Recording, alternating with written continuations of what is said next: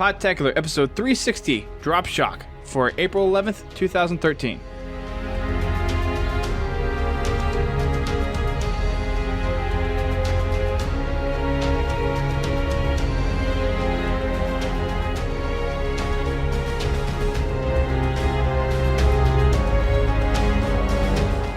Hello everyone, welcome to Podtacular, the unofficial Halo Universe podcast. I'm your host, Dust Storm. And I'm your other host, Brent Gamer. And Brent, this is a special episode because we hit a certain number that I think is iconic to a lot of people that are probably listening to us right now. And that number just happens to be 360. How about Yay. that? We got to 3 away from 365. I know, where you could have listening to one every day of the year. I mean, jeez. We've been at this for a freaking long time. And I know we had kind of a celebration at 350 and an even bigger one at 300, but 360. Dang. I think we should have a celebration every 5 episodes. Anytime we get to like a number that has just any amount of like significance to the gaming community, we celebrate it. Yeah. But we made it. We've come full circle. Get it? 360. Yes, exactly. That's the point. Yep, we did it. Indeed, we did 360. So we just have a lot more to go if the next Xbox just happens to be named Xbox 720. So well, I kind of doubt that. But. Yeah, I doubt it too, but it'd be interesting to get to that point if we were able to. Podtacular, episode Durango. Yeah. Yeah. So we actually managed to do our 7th anniversary. This is just, we're kind of going off beat a little here to start off with, but our 300th episode actually managed to match up with our 7th anniversary, kind of a Podtac's 7th birthday, and that was a while ago. So we've actually pushed out quite a few episodes, more than just one a week. So I think we're, I guess at this calculation, over 9 months, we've been pushing out probably a podcast, every 1.3, 1.4 podcast per week kind of thing? Yeah. So we've been cranking out content left and right with Halo 4 coming out, and it's just been crazy, and everything's been really moving fast, especially with the mini-series that we've been putting out for the campaign, Spartan Ups, and we're going to be picking up the multiplayer one again here very, very soon. Well, what's surprising to me is how much content we've had post-release. Like, I was afraid after Halo 4 came out that we'd run out of things to talk about. But we've actually had a lot of stuff to talk about, especially with the Halo Bulletin. That seems to help a lot, because that kind of gives us a guide as to what we want to talk about for that week. Yeah, that's been kind of the grace to the podcast, where it's like what we do the day after the bulletin comes out, so we have all the information pretty much wrapped up in one succinct little bulletin, and it helps us make the show a lot easier. So at that point, it's just kind of go through the bulletin and interpret it, and then be able to digest some other little news topics that aren't necessarily covered in there, but are kind of throughout the Halo community. And then come the summertime, when we actually have, when Halo starts to kind of go into its lull state, then we'll start to get a lot of other communities on here that kind of go through Halo in different ways, such as clans and maybe machinima, artists, and all that good stuff. And we'll get into some possibly getting some more community members on as well. We'd like to do that during the summer. So things are still going to be lively here at Podtacular for quite some time from here on out. So, yep, still exciting stuff coming down the tube. So wait for that. Indeed. It's coming. It's coming fast. Faster than I can keep up with, actually. So, moving right into some bulletin news.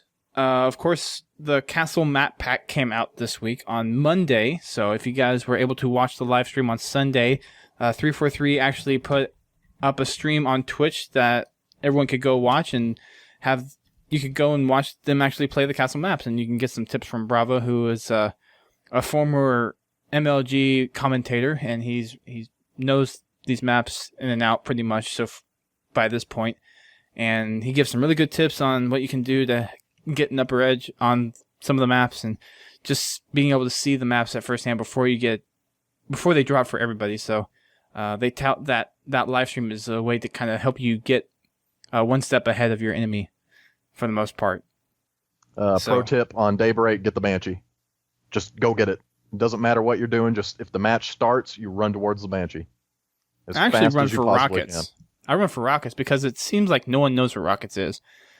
And we'll actually talk about some of the maps here because the bulletin this week is kind of short just because of all the stuff that's come out. But it is Halo week, so in terms of like just sheer amount of different topics there are, there's definitely there, but the amount of content is just a little bit smaller. Right. So we'll talk about the castle maps, definitely. Just real quick, which one's your favorite now that the actual map pack's out? So before it was actually Outcast, when I was playing the maps at PAX East, Outcast was the one that kind of really, the one that stuck to me really well. And I kind of attribute that to, it was the one I mostly played a lot. Because that first night, that was, we had a pre-PAX party, it was the Mad Cats Unveiled event. And we actually had the chance to play the castle maps pretty much uninterrupted for 2 hours.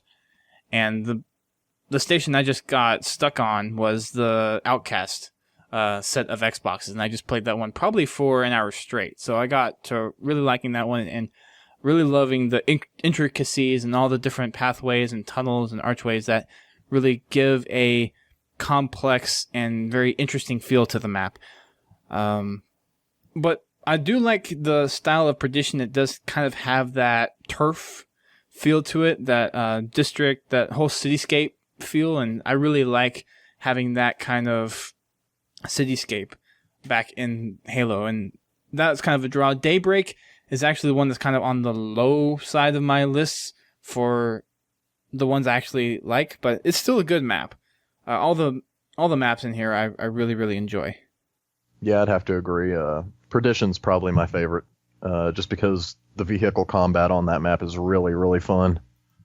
Yeah, it is. Yeah, I've really enjoyed vehicle combat on Perdition, which is, something big for me because traditionally I haven't enjoyed the vehicles in Halo 4 very much. So, yeah, good job on Perdition. Yeah, it was it's kind of a battle right now between Perdition and Outcast. I'm still unsure because Outcast seems to have the big team aspect really nailed down well. We can do capture the flag and Dominion and Extraction. I really find Outcast does those game types specifically very well. But I feel that in terms of Slayer and multi-team and a little bit kind of smaller team play, Perdition is a little bit more of a highlight other than Outcast, from my personal taste. Yeah, I can see that. Another reason I like Perdition is because I went like 25-9 or something on one match, just running around. Like, I didn't even get the vehicles that much. It was just, run around with a plasma pistol, take vehicles out.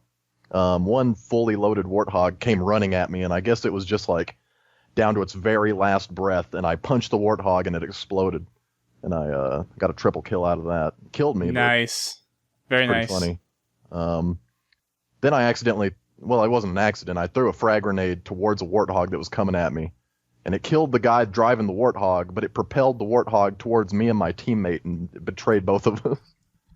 So it was pretty funny. Yeah, so they're really fun maps.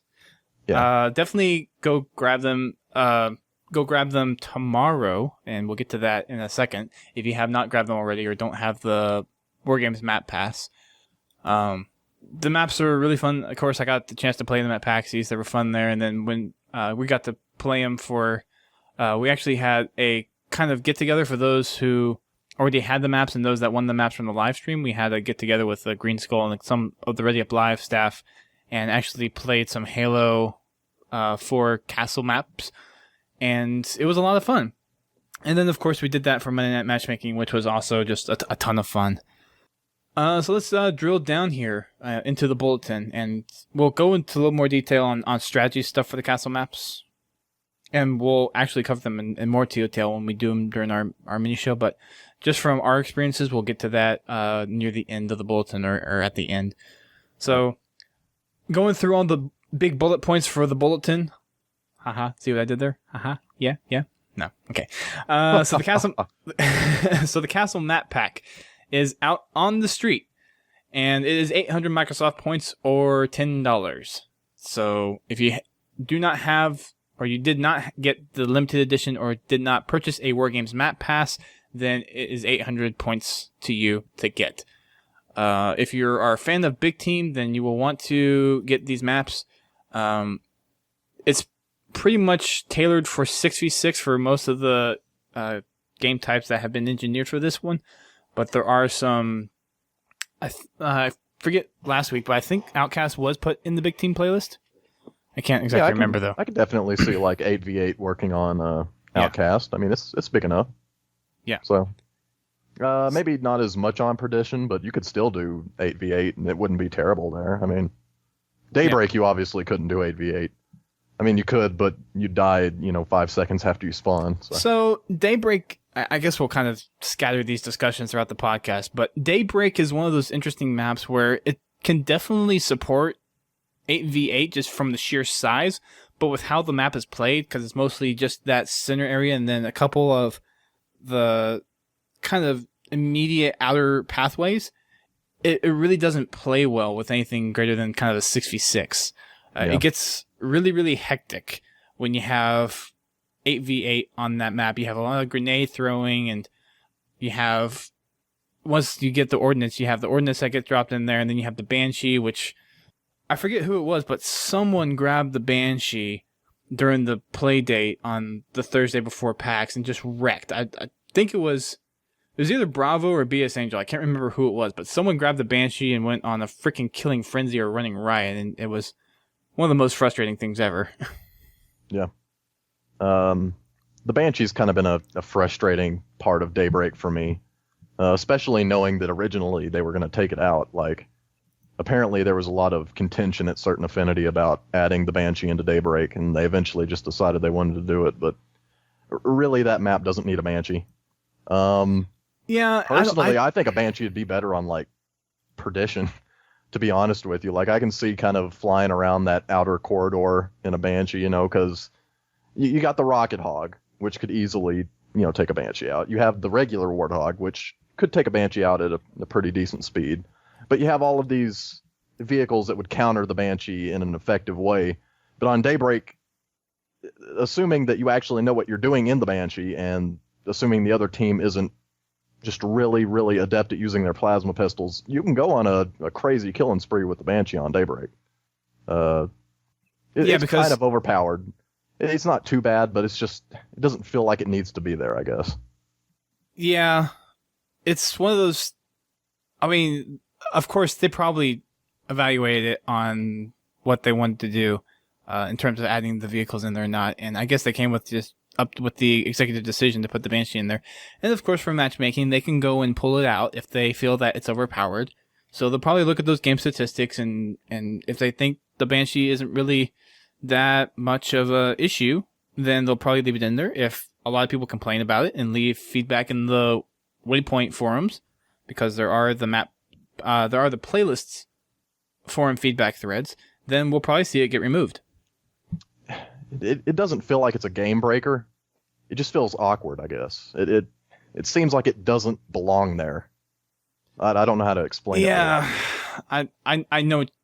Well, no, I feel the same way, because it's one of those things where, just with how the map is designed, if you don't have people that are smart enough, or if you're not really going in as a team and like trying to get someone to actually spawn with a loadout that has a plasma pistol where you can disable it, then that Banshee can wreak havoc.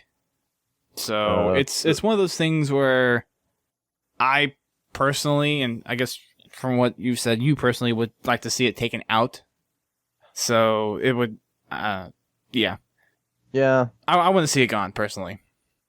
Speaking of smart teammates, this is kind of a tangent, but when you are playing King of the Hill, if there is only like 4 seconds left in the hill and the other team owns it, you need to start running in some opposite direction and go towards the upcoming hill. Like, it is not worth the 4 seconds to send your entire team out, trying to get this, hill that is almost completely deplenished of the seconds in it, when you could easily be going out and trying to get the upcoming hill and set up to defend it. Like, yeah. I was playing a King of the Hill match the other day on Daybreak, and people just didn't understand that. And we lost the match because of it. Just, if the other team has the hill, and it's well defended, just let them have it. Yep. Let them get that 25 seconds and defend the next hill. And the sweet spot. That simple? Yeah, and the sweet spot for that is once you can see where your teammates are too. So if no one's near the hill and it's down to like 7 seconds, then don't go for it. Just stand back, wait for the next hill to spawn, and get those extra few seconds on that next hill because it's going to balance out eventually. Yeah. So, yeah, there's an issue with smart players in Halo, but that's when you go in with the party. I mean, that's how you counter that, is actually get people in the game that you know and that you know how to play the game well. And well, that's the problem. I thought that this team did. I'm not going to say who it was. I mean, I'm not trying to, talk crap about them, but I was going in with a full party. And okay. They didn't get it, and I don't have a microphone to tell them, or else I would have been yelling. I'd be like, go towards the other hill. I mean, it says it's upcoming. Just go towards it. Forget about that one hill that you cannot possibly get into. Like, there's this one hill on Daybreak, kind of in that defended zone in the cave. I'm not sure how to really describe it. I don't know what the names. Is it the one? Yeah, is it the covered area? Not the side of the map that drops off into the valley. The other side that has that kind of cave area, and yeah, the one that's opposite the Banshee. Yeah. Yeah, that's the covered once cave. Once somebody is set up in there, it's really hard to get them out. Just let them have it. I mean, especially if there's only like 10 seconds left. Well, you can grenade chunk. There's a lot of times, at least when I played it for the Monday Night Matchmaking, I think there was a couple games that we had of King of the Hill on there, and I just chunked grenades in, and there's a couple of times where we got in there, but it was just a nade fest with how enclosed that area was. Well, there's also parts of that cave that you can kind of hide out in that aren't especially, in grenade range. I'm not sure how to explain it, but right. Just play smart when you're playing objective games. Don't always go for the kill. Go for the objective. Yeah, be a team player, not a lone wolf. Well, I mean, if you want to go lone wolf and go after the objective, that's fine too. Just do something to help us get towards the objective. Right. Well, and they also engineered Halo 4 to be a little bit more attractive to actually doing the objective, because you get 100 points for capturing a flag. You get so many points for holding an oddball for so long. You get so many points for holding a hill after 20 seconds or so. Yeah. I mean, you get points for holding the hill, but then you get like bonus points on top if you hold the hill for a certain amount of time.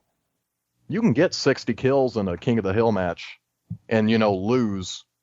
And all of those kills would have been for nothing. It's not Slayer.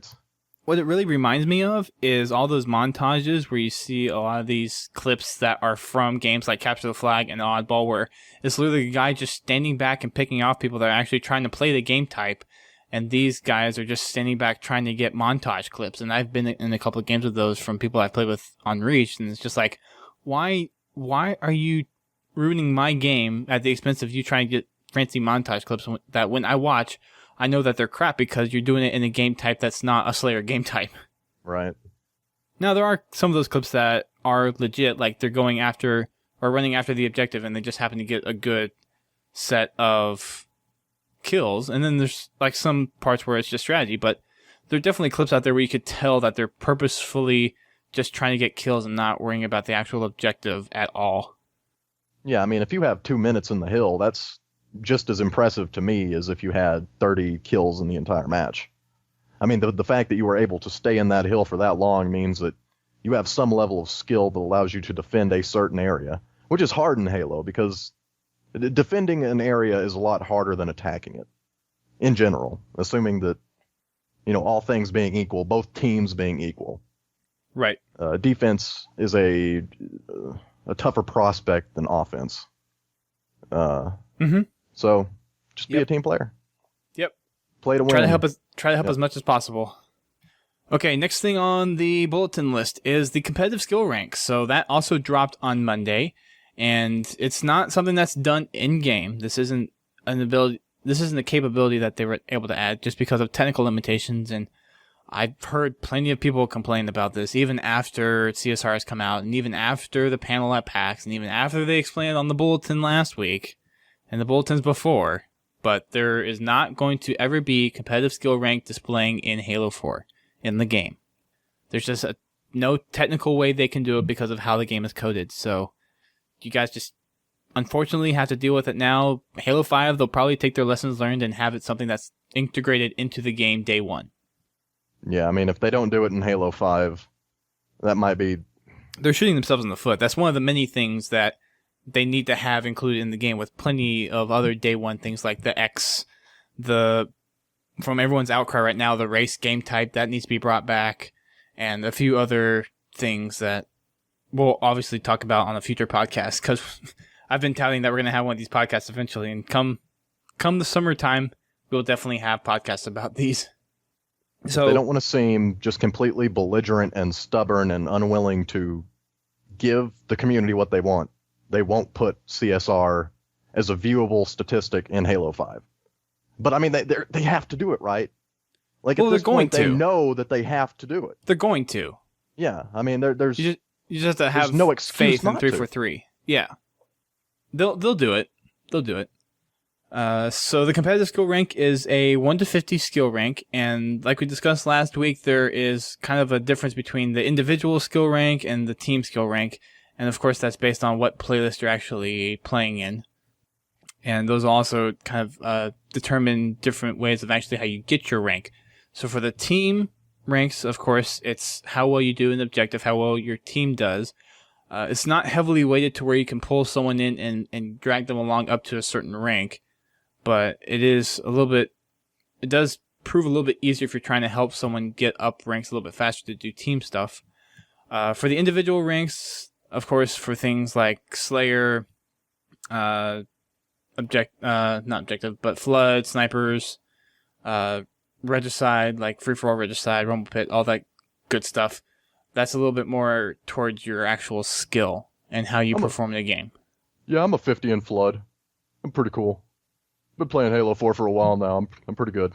Well, I mean, you have people that they're gonna go 50 in Griff Balls, so it's just a matter of what your taste is. I mean, a 50 is a 50 across the board. So whatever your highest skill rank is in any playlist, that's your overall highest skill rank. So I mean, get it by any means you think you can grab it. Go for it. That was the same way in Halo 3. Yeah. If you're a 50 in Griff Ball, then to me that's more impressive than being a 50 in Flood. I mean, Griff Ball has a little bit of strategy to it. I mean, not a little bit, it has a good deal of strategy to it. There are certain things to do in Griff Ball that you don't do in any other part of Halo. Like, there are things, certain strategies and tactics in Griff Ball that you will not find in any other game type in this kind of type. Like, think about it. It's basically a ball game, a sports-style game within a first-person shooter. There's a set of tactics and movement in Griff Ball that you don't find in any other Halo game. So if you're a 50 in that, like, you deserve your 50. But Flood is just shotguns and swords and thruster packs and crazy stuff happening. Like, to me, that's not as impressive as Griff Ball. Yeah, that's one of those playlists where it's like, really? You have nothing better to do? I don't know. Would you actually be able to get a 50 with how random some of those zombie maps and game types are? I mean, I guess you could if you're good with a shotgun. Yeah. If you're really good as a zombie, I can totally see, being a 50. The only thing that really screws you up there is just the randomness of whether or not you actually get chosen to be a zombie. I hate being an alpha zombie. That always makes me mad when that happens. Yeah, because those first few kills are so hard to get. Yeah, because you have all of this other, set of Spartans with magnums and shotguns, popping you in the face. Yeah. Do they, I haven't personally looked, but I don't know if you've looked, do they have custom options for alpha zombies?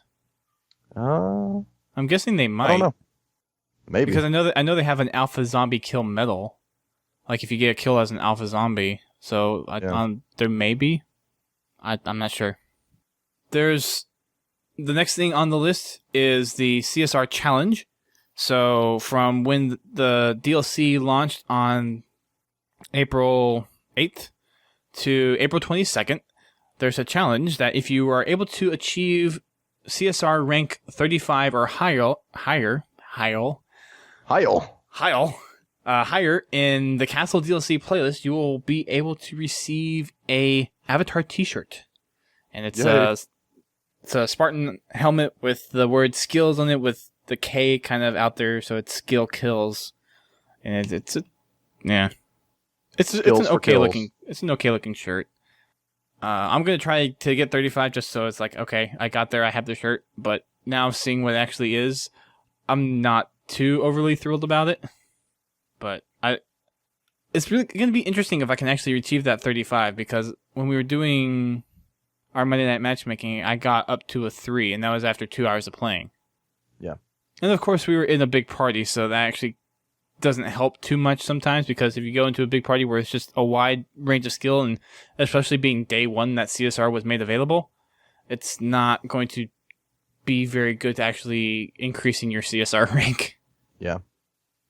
I've been doing pretty good in Rumble Pit as far as now that the ranks have been implemented. The matches have been different. Like before CSR, if I joined an FFA match, it was basing my matchmaking players on my previous games. So now that I'm going in there, I'm getting like going 25 and 9 or whatever at any given match. So that'll obviously level off once I start matching up with players that are in my skill range. That's probably like 30 to 35. Right. But I remember back in Halo 3, my highest skill level was in Lone Wolves. So I might be able to get up into the 40s Really? in Rumble Pit. That's kind of my CSR goal right now. But the fact that it's not in the game, the fact that I can't see it, it just makes CSR kind of not pointless, but it's not as exciting as having your rank right there and you can see it, and after the match, like, you can automatically see if you either went down in rank or if you went up in rank. Yeah, I know what you mean. Yeah. It's one of those things that we're just going to have to deal with, that it cannot be implemented in Halo 4. We're just going to have to wait till Halo 5, which sucks, but that's just how the way it works, I guess. Well, I mean, you've gone this long without having ranks, and it wasn't terrible. I mean, it's obviously better to have ranks, but not having them, directly available to you to see. If you didn't care for the past, 8 months that Halo's 4 has been out, or I guess it's closer to 6 months, but if you haven't cared for that period of time, why should you care now that you actually do have ranks? You just can't see them. You can go and, go to the Waypoint website and see them. Or Right. I guess you can see them on can you see them in the Waypoint app on the 360? Yes, you can see them wherever Waypoint is accessible. So you don't can see even it on have to. Yeah, you don't even have to, use your computer or whatever to get on the internet and go to the Waypoint website. You can just go to the Waypoint app on your 360 and see it. So I mean, it's right. But what most having people are doing with that, though, is actually either pulling up a browser on their computer if they have it right next to their Xbox, or they're pulling it up on their phone and then seeing their CSR there, which is a good way to do it. But I've never actually used Waypoint that much, really. Yeah, it's kind of cool, but when I have the power of my internet just right in front of me, it's kind of pointless to me on the console. Yeah, but I mean, if you're just sitting there, and I mean, I don't have a smartphone to just go, and if I had a smartphone, I'd obviously use that for Waypoint, because that's the most efficient way of, you can have a game open and you can have Waypoint available to you at the same time.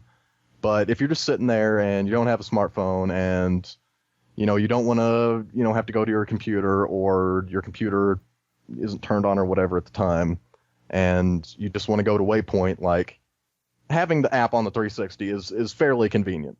It's not the most optimal way to get your Waypoint information, but it's still convenient. And I mean, the ability to do stuff on your console is important in the home console realm. The entire point of this generation of video game consoles is kind of merging with multimedia.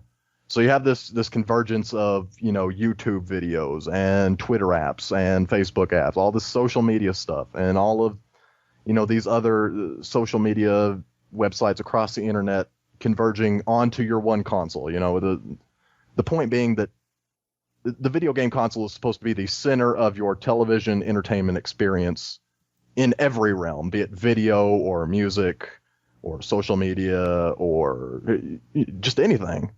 And I mean, they're ramping that up next generation. It's going to be even worse, especially with the the rumors of the always online Xbox 720 or whatever. Adam Orth is he's fired now, so good job, internet. But yeah, I saw that. Yeah, for people that don't know, a dude named Adam Orth was the creative director at Microsoft, and he went on Twitter and basically told people that didn't like the idea. Like, I don't even remember exactly how it started. He was talking to like some BioWare technician or something on Twitter, and he said something to the effect that he didn't understand why people don't like the idea of having a console that's always online. And this whole conversation has kind of came out of the controversies surrounding Diablo 3 and SimCity.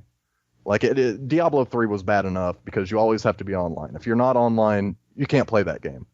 But then Right. SimCity came out, and people have to wait to get into a server to even play the game. So people are, they had to wait 25, 30 minutes just to get a game started, and then if their connection sucks, they get kicked out and they can't continue playing a game that is essentially a single-player experience. Like, SimCity was never a multiplayer thing, traditionally.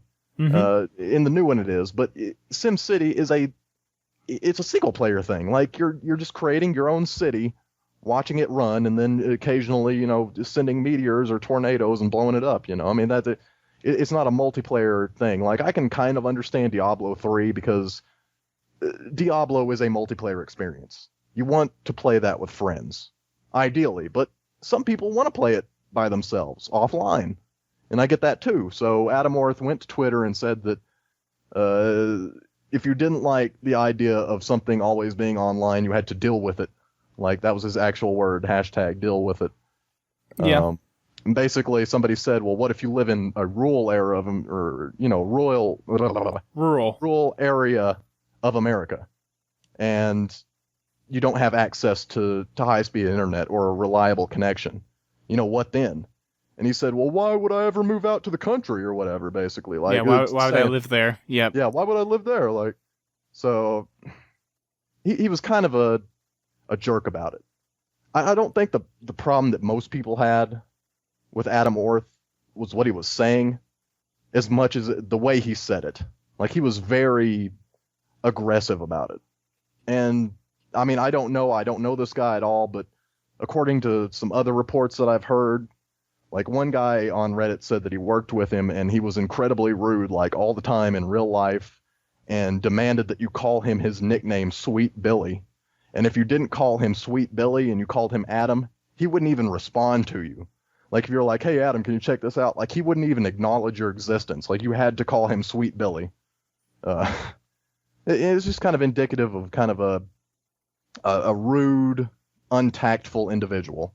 And somebody in that kind of position of exposure, like you would be as a creative director at Microsoft Xbox division, you have to learn a certain amount of tact when you're dealing with the public. Right. You have to understand that if you put something out on Twitter, everybody on the planet is going to be able to see it. I mean, Twitter is the most, even worse than Facebook, Twitter is where you put stuff out that you want the public to see.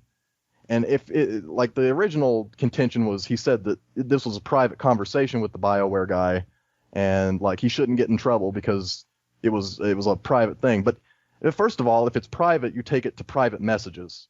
I mean, they have that feature on Twitter. You can send someone a direct message. No one else can read it, assuming the other person doesn't put it out online. But they have to be following you. Yeah. And this guy was following him. I mean, that's the point. If it were a private thing, it should have went to direct messages. You don't put something out on Twitter if you don't want to get fired for it. This is a good learning experience for everybody on the internet. Mm-hmm. If you don't want to get fired from your job, don't put stupid stuff out on the internet where everybody can see it. Well, it's interesting because a lot of journalists have actually gone out there and talked about this specific issue of actually maintaining a proper presence and etiquette on the internet. Even if you're on your own free time and just kind of shooting the breeze, you're still, whenever someone sees you associated with a certain brand or company, they're going to take that as an official word from that company. Yeah. And that's something that we definitely saw with this guy, that it's just something that he said got out of control and unfortunately lost him his job. But just coming back to the actual factual parts of what he said on Twitter, I've actually had a chance to listen to a couple of different podcasts and talked with a couple of different people about this, and he never specifically said any of the stuff he was talking about was for the Xbox. And he also, the whole rumor about that the next Xbox always having to be on didn't go into details of whether or not you could play games offline or anything. One of the people that I listened to from a podcast standpoint said that it could be something as simple as if your Xbox is connected to the internet, when it's off, it may download updates automatically for you. It has that always online functionality.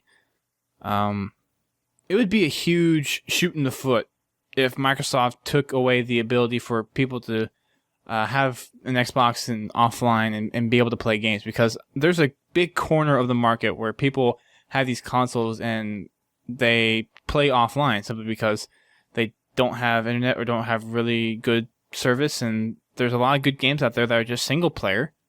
Yeah. So there's a huge market out there for that. It would be very, very stupid if they did that.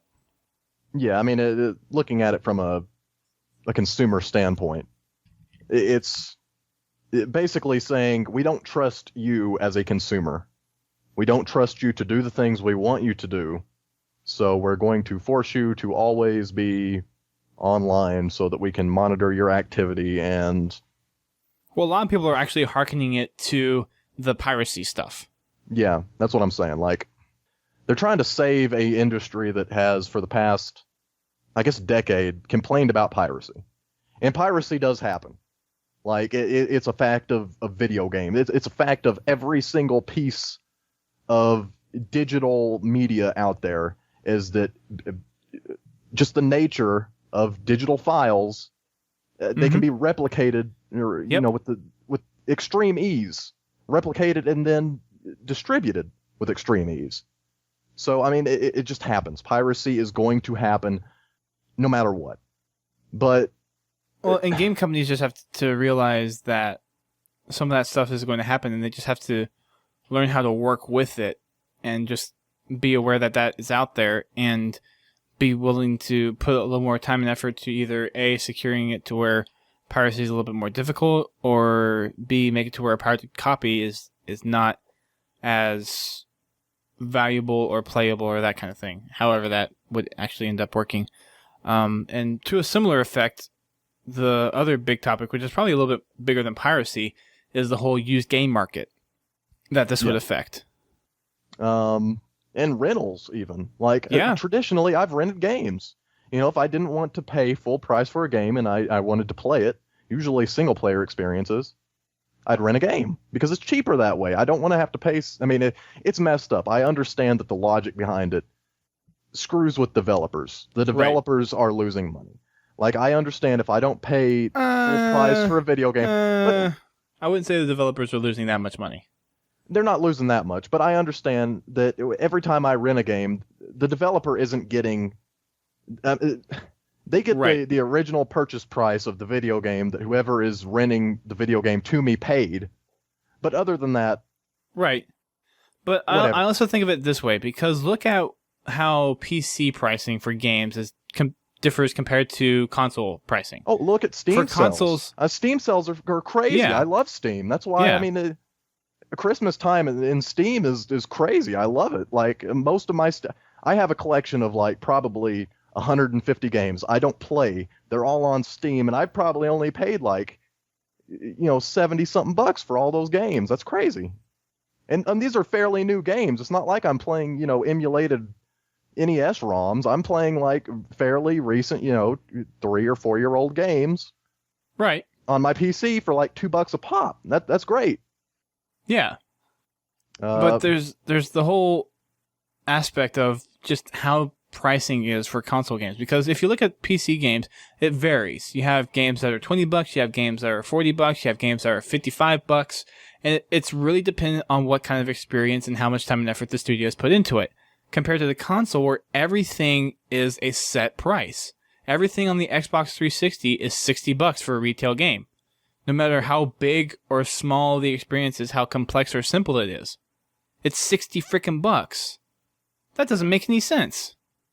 Well, another idea for something for something like Fallout 3 to Halo 3, Fallout 3 is a single-player only game. That is something that, of course, there's a lot of time and effort into it, but it's a single-player only, so that should be priced something more around the $45, $50 range. But for something like Halo 3, where you have the campaign, and you have the multiplayer, and you have Forward, and you have Theater, that game should be a full retail game at $60. There should be a pricing tier, similar how it is to the PC, on how expensive games are. It should not be this flat fee of $60 no matter what game I purchase. Well, even on games on demand on Xbox 360, even the oldest games are still $15 a pop. And we're talking about 5-6-year-old games, like Cameo, Elements of Power. They're like $15. I mean, if you drop the price down on Cameo, Elements of Power to like $250, you would have many people downloading that game at $250, as opposed to very, very few people paying $15 for it. That's the idea of the Steam sale. The idea of the Steam sale is that you can increase demand for an old game by dropping the price. And it's true. And it works. Like games that people would never buy at full price, even at $30. Let's say it's half price of the $60 range. People aren't going to pay $30 for a 6-year-old game. It just ain't going to happen. But they will buy a 6-year-old game at $5 or even, $10 if it's a really, really good one. But also there's this fallacy of thinking that if someone pirates a game, that they would have purchased that game if they didn't pirate it. As far as I don't pirate games. That's not something I do. I've downloaded ROMs for SNES and other game systems that I couldn't possibly track down some of these games for. That's the only reason that I emulate old video games, is because it's so hard to find old copies of some of these games. It's just impossible unless you want to pay $100 for a 30-year-old game, and none of that money goes to developers. If you're paying for an old game, all that money goes to the dude who was smart enough to buy it and keep it, into the packaging or whatever, and keep it in good condition for 30 years. But right. If I rent a game, it's usually because I would never buy that game. Or buy it for that price. Yeah, I would never buy it at $60. Like Red Dead Redemption. That is a fantastic game. Rockstar deserves to make every bit of money off of Red Dead Redemption that they get for it. But it doesn't need to be $60. I never paid $60 to play Red Dead Redemption. At my budget, that would not make any sense. I mean, it's sad, but at my budget, I buy games that I know have a long tail and have a good multiplayer experience, like Halo. When I bought Halo, I bought the limited edition because I knew I was getting the map pack. And, it's something you're heavily invested in. Yeah, I mean, I get the map pass. I get a video game that I know I'm going to be playing for years, possibly, 1 or 2 years. I'm probably not going to be playing Halo 4 when Halo 5 comes out, but right. It could happen. I don't know why. I mean, but well, people were playing Halo 2 back when.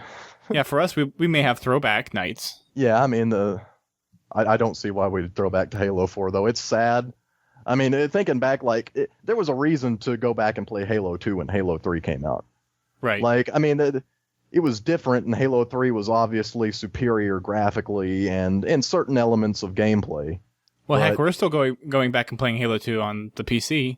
Oh, yeah, I mean, that just, it's the legacy of that game. People love Halo 2, but yeah. I really don't see a reason why. If Halo 5 is better than Halo 4, which I assume it's going to be, they know what the community wants now.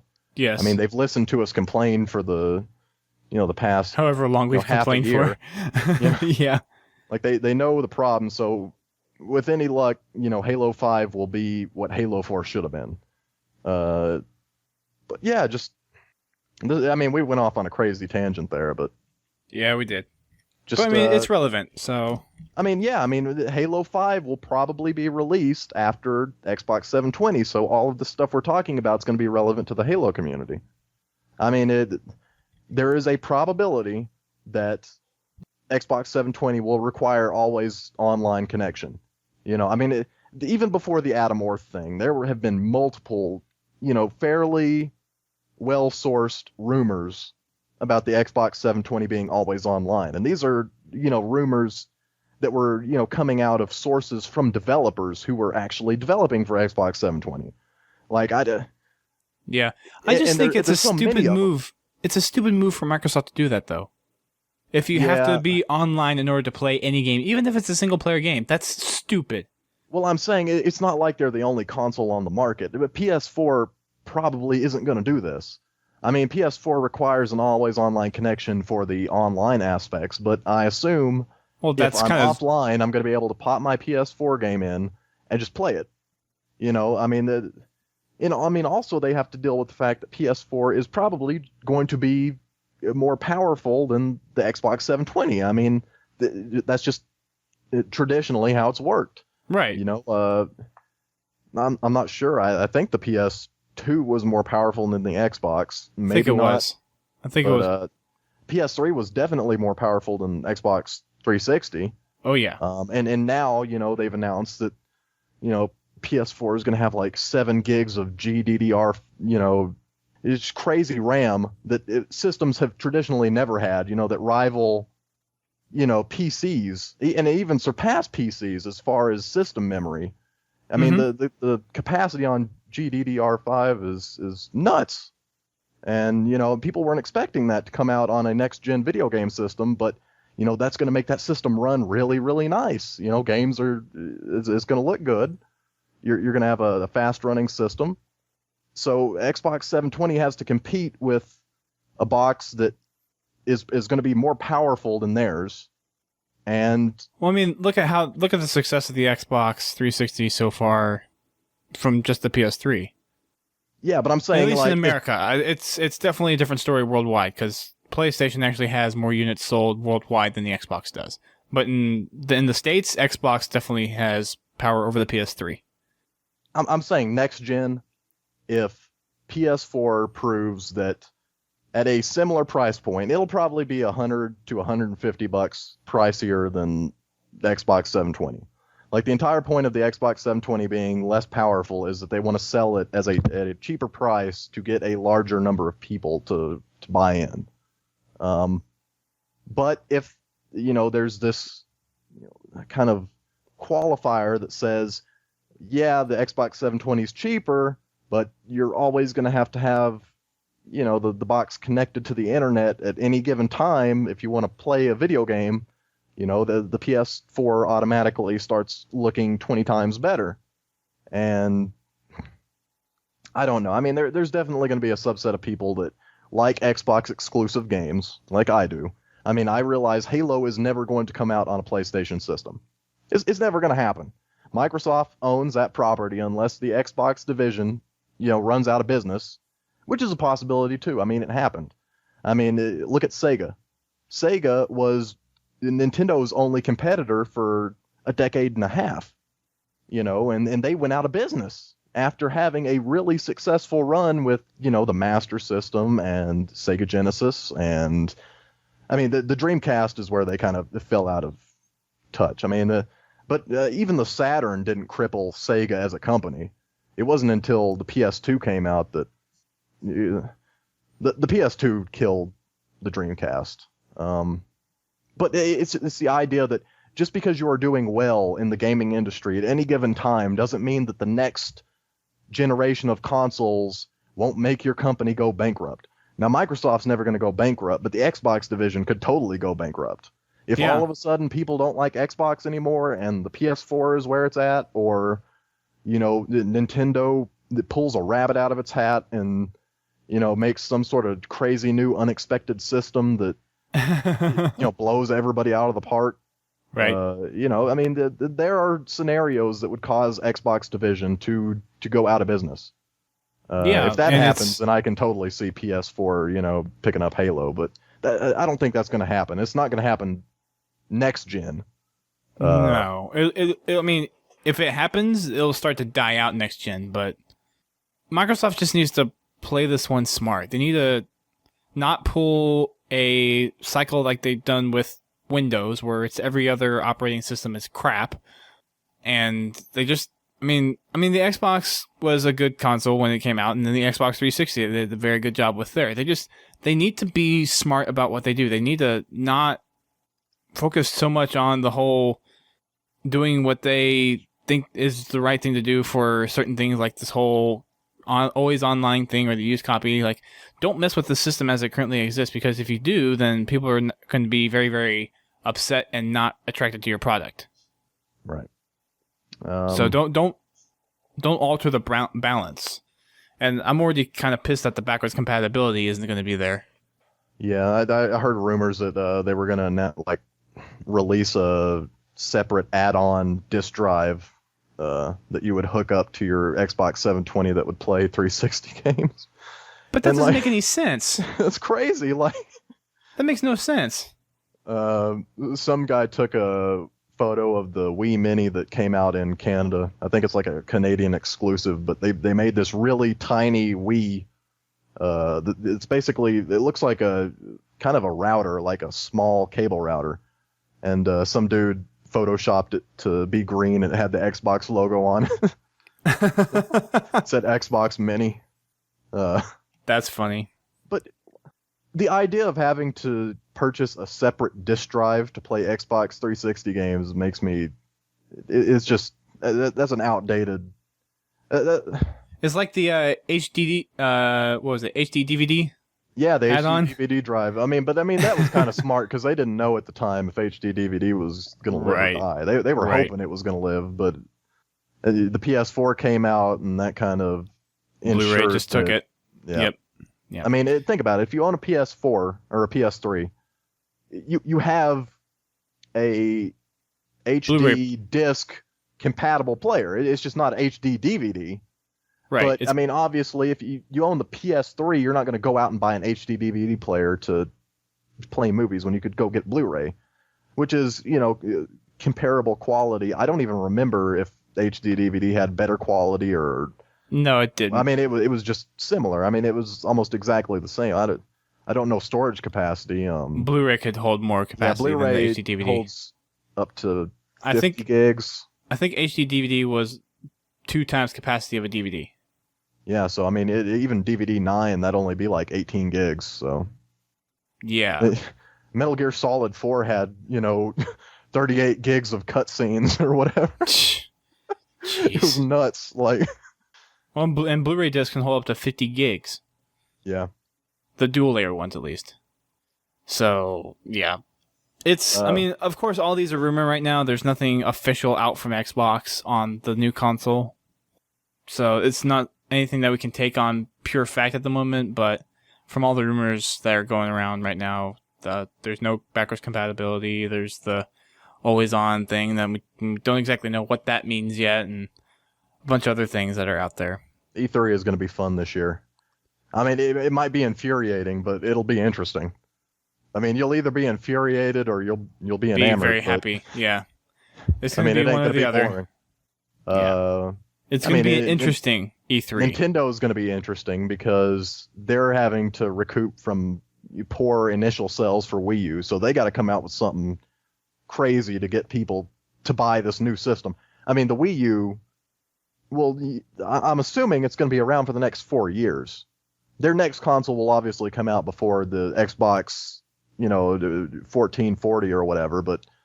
well, it seems like Nintendo always has these novel ideas or new ways to kind of introduce the things to the gaming space, introduce technology.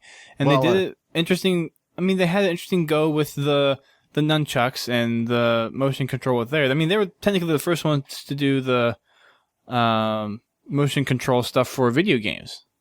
Yeah. And then Microsoft and PlayStation follow suit later. But it seems like while Nintendo is kind of innovating in the hardware realm, they just don't know how to sell a console well. It's either their PR or their games. Well, or their implementation. Like they have the right ideas. It's just once Microsoft and PlayStation see what they tried to do, they can just go back and do it better. At least that's kind of what it seemed like with the whole the motion control from the Wii to the PlayStation Move and then the Kinect. Nintendo caught this kind of zeitgeist. I don't like that term because it's annoying, it's pretentious, but I mean, that is the most accurate use of that term because it was a zeitgeist. Like at the time, the Wii was able to capture an audience that had never didn't traditionally play video games. I mean, the Wii was showing up in nursing homes. Like old people were playing Wii U sport or Wii Sports, bowling. Like that's the reason the Wii was so successful, was because it was able to It's a attract universal console. people who hadn't played. I mean, it wasn't universal because it wasn't for the hardcore, but it was able to attract a bigger subset of people that just didn't play video games. Like all of a sudden, they had this interface that they were able to actually use. Like you give an old person a video game controller, there's a good chance that they have no idea how to use that thing. Like I've tried to get some old people to like it's interesting. Like you could do entire social science studies on old people in video games. Like they can't grasp the idea of using dual sticks to move around in a 3D space. Like we take that for granted. I mean I grew up with the N64, which was the first real home console that utilized the analog stick. Other than the PS1 would come out, but I mean, if you grew up in the 90s, you were accustomed to using a stick to move around in a 3D space. And then it evolved to, you have one stick for movement, and then you have one stick for the camera, and you have to use them in conjunction. Like that's something that people who haven't played video games, since 1976 or whatever, they haven't played since Space Invaders, they can't grasp. They can't grasp the idea of using a camera to move, the direction of the way your person is facing, and then using the stick for actual body movement. Like people, they can't get that kind of combination of the two in their mind. Like it's tough. And then the Wii U comes out and it completely or not the Wii U, the Wii comes out and it completely changes that, because all you have to do is point it at the screen. You can see your cursor. If you know how to move your arm around, you know how to play Wii. I mean, it was a simple system to use. And then they're like, well, people like this crazy hardware, so what are we going to do for our next system? Then they come out with Wii U. First problem is that you don't call your new console Wii. Like, you name it something new. I mean, the idea was they didn't call their next system like the Game Triangle or whatever crazy thing that they wanted to. When the Wii came out, people were making fun of that game all the time, or that system name all the time, because it was ridiculous. Like, people were making wiener jokes. Because, I mean, but eventually it got outlived once but that's what was I'm actually saying. shown to be a good system. Like, now you say Wii without, right, cracking a smile or anything. Like, the Wii is just Nintendo's system, but when you come out with a new system, you need to give it a new name. Like, Wii U confuses people because they don't know if it's like, even thinking about the Wii U as a system, I don't really see it as a next generation system. Like, PS4 makes sense because, I mean, that's on a numerical thing. Like, PS2 was different than PS3, and PS4 is going to be the evolution of PS3. But Wii U, like, is it an evolution? Even calling it Wii 2 would have been better in my opinion. But we probably need to get back to Halo. Nintendo. We're getting on a real bad general gaming. This is actually something that I did want to talk about, was the whole controversy behind the whole Microsoft thing. So we definitely did go off tangent quite a while, but it was something I did want to talk about. So thanks. So yeah, back on track. Back in the bulletin, we already covered the Castle Map Pack, the competitive skill rank, and then the CSR challenge. So next on the bulletin is the original soundtrack volume 2 for Halo 4. So that was released on Tuesday, and it has 20 new tracks. You can get it from your digital distribution like iTunes, Amazon, wherever else, and you can, of course, order the CDs from probably online retailers, probably local retailers, and there's the official store. If you go to the Waypoint, there's a link to their the studio store for the soundtrack, and you can get it from there as well.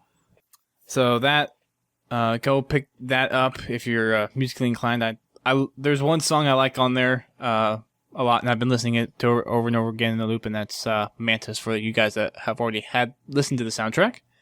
So that's kind of my new song out of the Halo 4 Volume 2 soundtrack that I like the most. Still like 117 from the first volume, really, or a lot. That's still my favorite one. But Mantis is a good kind of second to that. Spartan Ops Challenge, and this is actually today from this recording. So if you're listening to this, likely chances that it's already come and gone. But if you do happen to download this as soon as I put it up, then you'll actually probably hear this with a couple hours to spare. But today being Thursday, April 11th, there is a chance to grab yourself a Spartan Ops t-shirt if you play just one chapter of Spartan Ops. All you have to do is play one in matchmaking. That's all you need to do. So 5 missions. Just no, one chapter. That's what I mean. No, 5 missions, one chapter. No, you can play any of the 5 missions. You don't have to complete the full episode. Yeah, okay. Like, I'm not saying an episode. I'm saying a mission. Like 5 missions in an episode, but it doesn't have to be like one episode. Like it just any 5 missions. Yes, you can do any of the 5 chapters or missions if you want to call them that. They're technically chapters, but just play one. And there's a couple of them on there that are just really, really short and quick. They'll take you probably about 8 minutes. That's kind of the average for a Spartan Ops game. So go on there, score yourself a free shirt for your avatar item, or as an avatar item. And for those listening to live, you can go do that now as well. There's a new Halo-themed avatar item. Or there's actually quite a few items that came out. And there's ones that's the Didact ship, or the orb, the cryptum, sorry. The cryptum you can get for your avatar. There's a Didact armor, there's a ghost, there's a remote control mantis. So you can get all of those for your avatar. So again, it's the Didact armor, the ghost, cryptum, the Didact cryptum, and the remote control mantis. So that's, I'll probably go and get myself a couple of those. There's a couple other things that are in the shop as well that they've added. There's a link to their announcement article for the new avatar items. So definitely go check it out. And, yeah, cool stuff. Halo 4 DLC sale. So on Friday, probably the day you're listening to this podcast. If not, then it's too late. But on Friday, April 12th, Halo 4 DLC across the board is going to be on sale. The Halo 4 War Games Map Pass will be 1,600 Microsoft points instead of 20, so that's $20 instead of 25, and that gets you access to all 3 maps. That's Crimson, Majestic, and Castle maps. That's 9 maps for you to download for $20. If you already have a couple of map packs and you're just looking to fill in a couple that you don't already have, the Crimson map pack is going to be 600 Microsoft points. Originally 800, and the same thing for Majestic. It's going to be 600 Microsoft points. So instead of $10, it'll be $750. So if you're missing some map packs and you've heard us talk about them and you're kind of interested in getting them now, Friday, April 12th is the day to go grab those. Yep. You can get them while they're cheap. Yeah, it's going to be... if you haven't gotten the map pass already, if you don't have any of the DLC, that's definitely the route you want to go, because that's going to get you the most bang for your buck.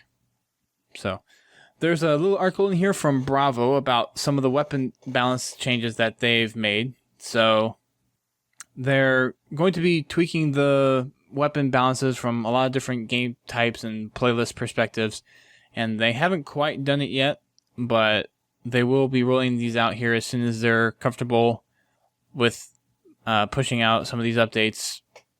They're going to look at impacting gameplay on the playlist scale, on a global scale for the entire sandbox, and pretty much across any different aspect of the Halo, I guess, multiplayer system.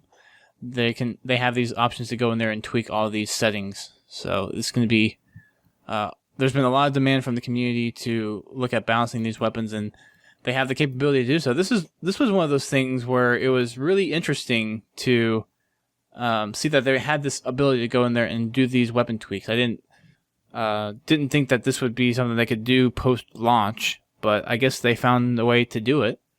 And now they're going to take community feedback and tweak the weapon balances, and they'll probably end up using the results in Halo 5 too.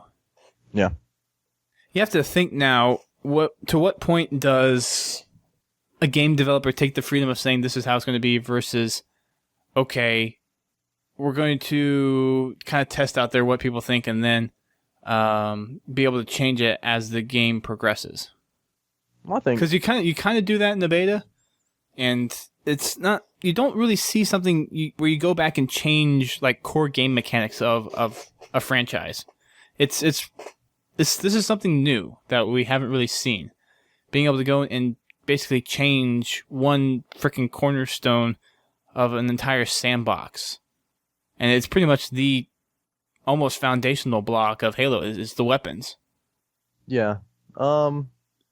It's this weird area between artistic freedom and understanding that, to me, it would be silly to change weapon balancing if it were just a single player game. Like, imagine in some weird, crazy universe that Halo was just single player campaign, like didn't have multiplayer.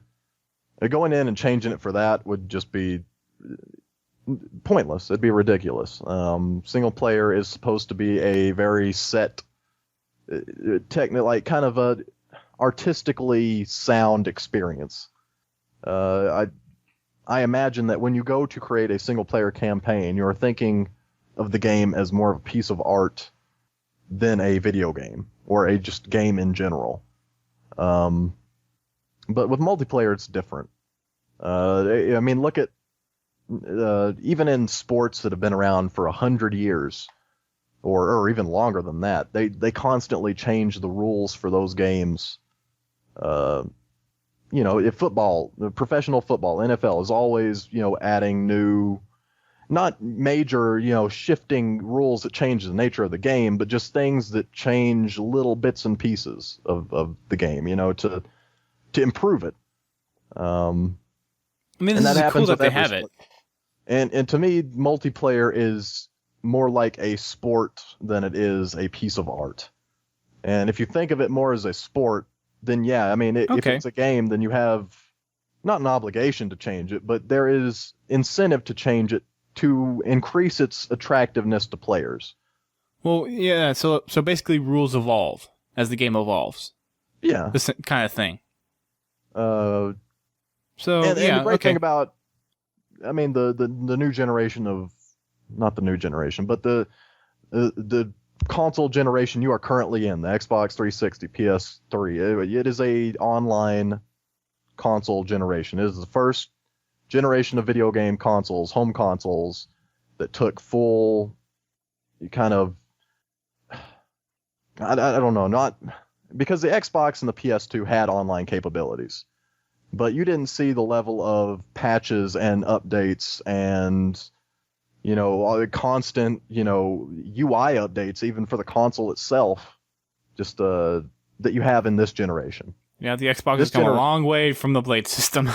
I mean, that's been happening on PC for, a decade and a half now, but now that home consoles are connected to the internet more frequently, I would venture that most Xbox 360s are on Xbox Live. Like, if you're playing Xbox 360 right now, there's a very, very good chance that you are on Xbox Live. You have your console connected to the internet. That means that if a developer messes up, they can go in and fix their game, and it won't affect you. In the past, if you released a game that was broken, there wasn't anything you could do about it. And that's why you had to do crazy, crazy testing on each game you put out, because you knew that once it was, printed on the cartridge, there wasn't any way to go back and change it. You couldn't do a recall on the cartridges and give people new ones. But, now that everything's digital and online, all you have to do is tweak the code and update it. I guess that also kind of begs the question, does that make the fact that people can go back and do bug fixes and updates, does that make developers more lax? Yeah, I think it does, but not terribly lax. But, I mean, you could make an argument that developers had to work on polishing their game and ensuring that it didn't break much more in the old days than they do now. Because in the old days, if you released a game that didn't work, I mean, you'd probably lose your job. If you put out a video game that, you get to the last boss battle and it glitches out every single time, and it's a glitch that can be replicated across every cartridge that you printed or every disc you printed. You're recalling. You couldn't even recall it. People just have to deal with it. Adam Orr, I mean, he said it first. He didn't say it first. Well, he said it I don't funniest. know. Well, when deal with it, but yeah, But for that time frame, if there's a big enough lawsuit behind it, or if there's enough people that complain, it's almost like there would be certain situations where they would have to recall it and provide. Now, traditionally, I don't think they that was a didn't big thing recall back. it, but in subsequent prints of those games, they would fix it. Like in Ocarina of Time, there was actually a song on the soundtrack for Ocarina of Time in the initial printing of that game that had like chanting in it. And the Muslim community complained about the chanting because it was similar to a Muslim chant or something. And so they actually, in subsequent printings, they couldn't recall the games, but in subsequent printings, they just took that out. And they also fixed other bugs that were present in the game that people had found. So usually they wouldn't recall them, but for their next set of cartridges, they would just fix it then.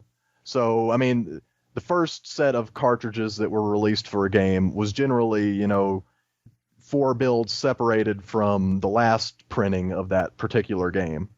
I think there's like 3 different builds of Ocarina of Time or something crazy like that, but they continually updated that game to a different build each time. And there are actually like some glitches you can only do on the first build of Ocarina of Time, like the first build they actually released. And so you have to go out and find that certain cartridge if you want to do that glitch. But that's how that works. Nowadays, every single copy of that game gets fixed, assuming it's connected to the internet. Right. Like the super bouncing in Halo 2. Yep. To go into details behind the weapon balancing that they're looking at, they're definitely focusing on rate of fire and damage tweaks for precision weapon balance, and of course that reflects to some more primary weapon stuff where they're going to have to go in and balance automatic weapons in terms of the damage, the rate of fire, and the accuracy. So all those tweaks are being heavily looked at, especially from a primary weapon standpoint. And of course that's going to affect the rest of the sandbox, so they'll probably end up balancing some of the other ones with very, very, very tiny tweaks, if any at all. One thing in here that I think people are going to be hopefully excited for, it depends on what they actually do and what they're able to do, but it's vehicle weapon balance. So this is where they're going to actually be tuning some of the weapons on the vehicle so they're a little bit more appealing to actually be used, be a little bit more useful in certain situations, and actually have a purpose in games instead of just being targets to be blown up. Yep. Because that's one thing that since Reach, because Reach was the first one to really have it to where vehicles could be easily destroyed by weapons, or like actual holding weapons, not like weapons off of other vehicles, but that was the first time where you could take out like a Banshee with 3 sniper rounds. Mm-hmm. And for the whole sandbox for Halo and Reach and Halo 4, it's just vehicles aren't that attractive anymore because they're taken out so freaking quickly. And I was actually how talking. You fix that? Like, I mean, I don't know if it would fix it perfectly, but the biggest thing you could do is just get rid of EMP. You either get rid of it or you make it like a very, very short period of time. Like you get EMP'd and then literally a second later you're back rolling around. But in my opinion, that plasma pistol has way too much power against vehicles. Yeah, I mean you're a sitting duck after you get EMP'd, and it's a long period of time too. Like long enough for people to stick you, people to get frag grenades underneath your vehicle, for people to pull out a rocket launcher, blow you up, to board you. To take your gunner out, to take you out. I mean, if I EMP a vehicle, you can sit there and, plug someone in the head with your BR 4 times or 5 times, they're out of the vehicle, because by the time, even if they jump out of their vehicle after you EMP them, they're still at a significant disadvantage because you've already got 3 headshots off on them. But, yeah. Just, you either get rid of the EMP or you make it really, really, really, really short. But to me, that would be the biggest thing they could do to fix vehicles in Halo 4. Yeah. So definitely look forward to that coming down the pipeline. Oh, wow. Jess is actually giving away some of the props right now on Twitter. How about them apples? I know I won't be getting one of those because we're doing the podcast. So competitive skill rank challenge, 24-hour update. So it just so happens that over 225,000 Castle DLC playlist games have been played. There has been 0.0004% of players that have been able to snatch CSR level 20 or higher within that first 24-hour period, which I find is ridiculous. People, you need to go find lives. Yeah, this is coming. This is from people who host a Halo podcast. You need to find a life. Yeah. You need to find something to do. Like, how do you get 20 in 24 hours? You just sit there and you poop. I mean, sock holy it. crap! That's what they called it back in the day, back when World of Warcraft was real popular. It was poop socking, and I think I don't know if Sean Elliott came up with it, but it was the Games for Windows podcast. It was originally Computer Gaming World podcast. It had Jeff Green, Sean Elliott, and two other guys. I can't remember their names. Ryan something and the other Sean, I think. But Sean Elliott was this kind of crazy dude. He works for oh man, where does he work? You got me. I think he works for the BioShock people now. What's that studio? Irrational Games. Irrational. Okay, sure. Yeah, he worked. Maybe he works for Irrational Games. But anyway, he came up with the term poop socking, which was the idea that someone would just play video games all day, and because they had no time to go to the bathroom, they'd keep a sock behind them that they could poop into, and they would just have like this set of hot pockets like right next to them, so they'd have their food and then they'd have the sock to poop in. Okay, so okay, we're moving on. Okay, well, I'm just saying, if you got to level 28 in the Castle DLC, and we don't even know if that's the highest level. It says it's the highest Castle DLC CSR level. So within the first 24 hours. Within the first 24 hours. That's what I'm saying. Potentially in another playlist, somebody got even higher than that. This is just for Castle. So I can imagine if you got to like mid 30s or, high 20s, you just had to have been playing for 24 hours straight. Well, the other thing is, I actually saw someone on Twitter trying to sell a 50. A 50? I can't believe, one, that people are selling accounts, because their accounts are going to get reset eventually anyway, so why are people selling accounts in the first place? And two, how the heck did someone get a 50? I mean, seriously. I really have no clue. And this is 4 days after CSR was launched. Who has a 50 already? I mean, wow. So, I guess congrats to you for spending all your time on Halo? I mean, there are some people out there who just play Halo. Like, they don't do anything else. They don't play any other video games. They don't have a job. They don't have any other hobbies. They might not have a job, I can imagine. But, that's what they do. They just play Halo. And, I mean, if that's your claim to fame, is that you got a 50, in the first, 3 days that the CSR came out, I mean, good for you. Good job. But I would be sad. Like, I'd get to 50 and then be like, what have I done with my life? Well, if you're doing it... What do I have to show for this? If you're doing it like at a steady pace, if you get a 50 over... I mean, I would assume that it would take at least maybe 3-4 weeks to get a 50. Like a solid 50 where you've played it and you've actually walked your way up the ladder after the ranking system has been out there for a while. Now, yeah. I guess I do kind of have to step back and depending on how the ranking system actually works, it's still new, so all the data out there in terms of like matching people up with other people in terms of like skill matching, that's still really early on. So I guess I can see where there may be some balancing in the ranking system where it could actually lead to someone getting a 50 pretty quickly. But I'm just, for people that are doing that, it's going to be interesting to see when they actually fix or make their updates to the CSR system, what they can actually achieve after those changes go into effect. So that's going to be interesting. Well, you can't even see it in game though. Like, I can even imagine, back in the Halo 3 and the Halo 2 Yeah, that's days, the other thing. You it's have funny. a 50, it's like right there next to you, but if you're a 50 in Halo 4, no one will know unless they check out your waypoint profile. Or like you send them like I can imagine like 50 guy just before every match starts. He goes down the list and sends out like a macro private message. Says, yeah, I'm level 50. Go check out Waypoint if you don't believe me. And he's, I mean, because the entire point of getting to that rank is bragging rights.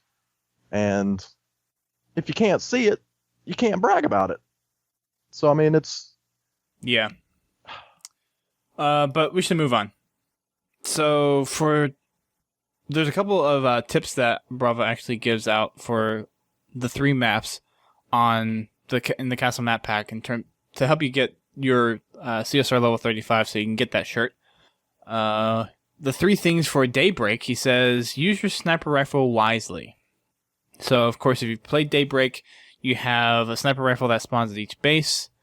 And, of course, there's the rocket launchers off to one side, and there's the Banshee. His second tip is Banshee is king, and I think we've talked about that enough already at the very beginning of this show. Definitely a powerful vehicle that we both feel that needs to be taken out. So if you are going in there, make sure you do have someone on your team that has a plasma pistol that can drop it out of the sky if needed. And then the last tip that he has is treat the map as if it were an arena-style map. So you want to... his supporting text here is if you're running a flag, do it on the outer sides of the map to where your team can support you. So those 3 tips we have for Daybreak. And that's Capture the Flag Daybreak, kind of specifically. Perdition King of the Hill, he gives 2 tips. Go for map control, not just hill control. So this kind of goes back to Brent's discussion earlier about being able to know when to engage in the hill, when to back off, and when to try to look for the next upcoming hill, and knowing just how to position yourself. That's something where, I mean, if you look at the pros, that's what they kind of excel in is knowing how to run maps, where the control points are, where the angles are to watch for high volume traffic areas and all that good stuff. So definitely think of the map as a whole when you're playing these. For this, it's Perdition King of the Hill, but the same thing also goes for kind of Extraction in a way. From when we played Monday Night Matchmaking, there were definitely times during going for certain extraction zones where it really kind of mattered where your entry vector was, and being able to take people out and flank an extraction zone or be able to capture one or defend one. So and especially for Perdition, there's lots of pathways to a lot of different areas of the map, and then there's a good combination of indoor tight spaces and outdoor spaces. So it's a really, even though it's not a symmetrical map, it's a very balanced out map, and with that balance, you have to know how to play the map very, very well. The second one that he has for Perdition King of the Hill is the Ghost is your friend. And, of course, the fact that you can boost to splatter people, the fact that you can be driving and shooting at the same time. I mean, the Ghost is just kind of powerful overall on that map. People don't understand the range on the Ghost turret. Like, if you are in the Ghost, don't go for splatters all the time. Sometimes it's okay to go in a splatter for the Ghost. But if you're just trying to run around in the Ghost and get splatters, like, you're not using the Ghost effectively. Like, the point of the Ghost is that front cannon is powerful. If you sit there and pump plasma shots into a dude for 3 seconds in the Ghost, he's going to die. It's basically like having your own Warthog turret on an extremely mobile, one-person vehicle. So if you're in the Ghost, use the turret. Like, people don't understand. I was playing on Perdition the other day. That's what they're talking about here. And some dude was just running around in the Ghost. It didn't use his turret at all, and he got plasma pistoled and, blew up within, like, the first 10 seconds of running around in it. Like, I don't know if people think that the Ghost turret is, like, underpowered or something, but it's still powerful. Like, it's always been that way. Like, in Halo 2, it was powerful. In Halo 3, it was powerful. Like, yeah, if you're in the Ghost, and you can even use it at a fairly good distance. You don't have to be right up close to somebody to use that Ghost turret. If you're using the Ghost, balance it out between splatters and kills with the plasma cannons. Because like, it does make a difference. If there are a bunch of people standing in front of you, like a bunch of enemies, and they're all running towards you at the same time, then yes, it is probably a good time to just, go headlong into them, try to get as many splatters as you can, and then get out. But if you're just one-on-one with somebody, don't go for the splatter, because if they jump up and they know what they're doing, there's a good chance you're going to get boarded. Or they're just going to pull a plasma pistol out and shoot you with it. And then it's over. Like, I remember I got a couple, fairly cool kind of hijacks off the Ghost just from people trying to run me over on Perdition. And they would hit like a wall that was like behind me. I mean, if you're trying to splatter somebody, at least make sure that you're not going to hit a wall, after you miss. You can just keep going forward and, get out of the area. But yeah, just be wary of the turret on that thing. Use it. Yes. So the last map game type combination that Bravo is going to give us a couple tips on is Infinity Slayer on Outcast, which is interesting because I find Outcast a lot more of the capture the flags. Yeah. Well, so it actually does work well for like big team Infinity Slayer, but I see Outcast is a lot more played for capture the flag than for Infinity Slayer. But they already capture the flag for Daybreak, which for Daybreak, capture the flag is probably one of the better game types for that one. Oddball, I think, is a good one for Daybreak. I personally liked playing Oddball for that one. It was really fun seeing people trying to like sneak it off the edge or trying to throw it in certain places. So I found Oddball was very, very fun on Daybreak. So back to Infinity Slayer for Outcast. Number 1, use your vehicle wisely. So there is a Wraith spawn and a Mantis spawn. So if you're at, red base, then the Wraith is going to be in front of you, the Mantis to your left. And if you're at blue base, Mantis is in front of you, Wraith is to your left. And it does take about even amount of time for teams to get to both of those vehicles. So you want to go for those as quickly as possible. There's also rockets in the middle. But use the vehicles very, very carefully. There is lots of tight corners where people can hide and you can get boarded very easily. So if you have people that are in one of these vehicles, you want to have people that can actually help stand off any ground assault to those vehicles. And then they can wreak havoc on the opposing vehicle if the other team has it, or they can just wreak havoc on runners that are trying to attack or are running by. Yep. Use the use the mongoose to flank the enemy. So the outer pathways, or pretty much what is the outer pathway to Outcast, is very open to the point where you can drive your mongoose. There's one mongoose at each base, so you can basically get from one base to the other in a matter of like maybe 6-7 seconds. Yeah. And you can, just because of the sheer size of the map and with how teams tend to flow on this map, you can really get behind the enemy and surprise them with, and not necessarily the mongoose, but the mongoose definitely helps to get back very quickly. The walking trek over there to the other base, depending on where you spawn, does take a while, and by the time that you end up getting over there, you've probably run into an enemy. So definitely, from what Bravo's saying, use the mongoose to flank the enemy and flank them quickly. I still want a mongoose with a railgun on the front. Like, you can't aim the railgun, but if you're like right in front of somebody, just plowing with it, that'd be great. Because I've never been able to find if you're in the middle of like a Slayer match, I've never been able to find a good use for the mongoose. Like, the speed on it is effective in getting you to where you need to be. Like, if you know that the Wraith is up or the Scorpion's up and you need to get over there really, really fast and you're on the other side of the map, then yeah, get in the mongoose. But generally, just in Slayer, I've never found a real good use for the mongoose. Mm-hmm. So just having any sort of weapon on that thing it's nice. It's just a quick way to get from one base to the other. Yeah. So, the final tip that Bravo has for Infinity Slayer Outcast is rush the rockets. So the rockets spawn in the very, very middle of the map. If you haven't played Outcast yet, you definitely want to go into Forge and see where the weapons spawn. There's a Spartan laser that spawns, I think it spawns off red base. What's the blue base one? I think it's Railgun. I think.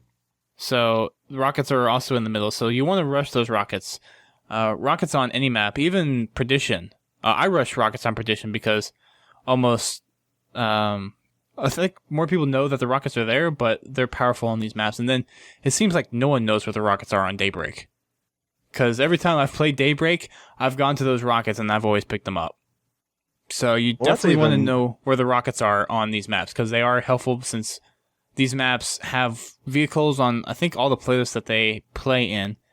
And it's just a very powerful weapon overall, especially when you're charging bases and big groups of enemies.